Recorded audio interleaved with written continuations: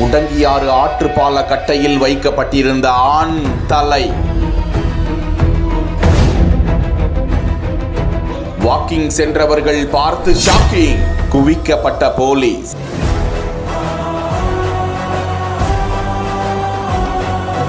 காவலாளி தலையை துண்டித்து கொலை செய்தது ஏன்?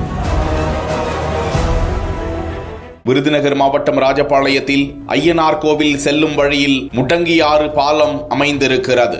அந்த வழியாக காலை வேளையில் நடந்து சென்று கொண்டிருந்தவர்கள் பார்த்தபோது அந்த பாலத்தின் தடுப்பு சுவரில் ஆண் தலை ஒன்று துண்டிக்கப்பட்ட நிலையில் வைக்கப்பட்டிருந்தது கண்டு அதிர்ச்சி அடைந்து ராஜபாளையம் நகர வடக்கு காவல்துறையினருக்கு தகவல் தெரிவித்தனர்.